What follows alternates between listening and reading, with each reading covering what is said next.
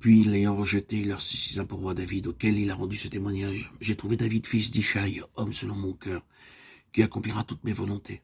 Acte 13, 22.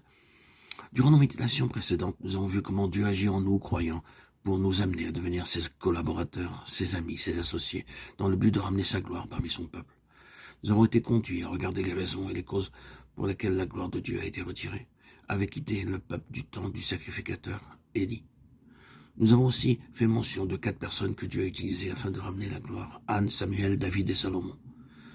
Nous pouvons considérer ces 4 personnes comme représentant 4 grands principes divins qui doivent être accomplis et vécus si la gloire de Dieu doit être amenée pour la réalisation du dessein de Dieu dans son peuple. Tout d'abord, Dieu veut que nous soyons ses collaborateurs et ses compagnons associés à lui pour son œuvre. Nous avons vu que ce privilège n'est pas accordé aux anges, quelle que soit leur grandeur et leur puissance.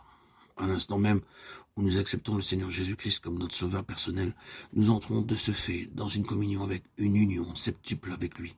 Nous avons vu dans notre précédente méditation, il nous a été donné de considérer comment, en Christ, nous avons été rendus participants de sa nature divine, du Saint-Esprit, de sa sainteté, de l'héritage céleste, spirituel et glorieux des saints dans la lumière, de la vocation céleste, de toutes les vertus et de toutes les grâces contenues dans le Seigneur Jésus-Christ, de sa gloire à venir. Maintenant, nous voulons avancer plus loin et voir en quoi consiste notre participation à la plénitude de Dieu. Nous avons déjà montré comment Dieu a attendu patiemment pendant un temps prolongé, préparant des instruments par le moyen desquels il voulait ramener sa gloire dans sa maison.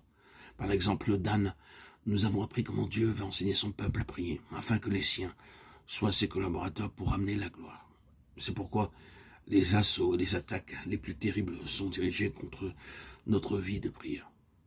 Employant toutes sortes de ruses et de stratagèmes, l'ennemi essayera de paralyser et d'éteindre notre vie de prière. En considérant le cas de Samuel, nous avons vu et compris comment Dieu veut faire de nous des instruments qui soient sa bouche, ses porte-paroles, par lesquels le message et la volonté de Dieu puissent être proclamés.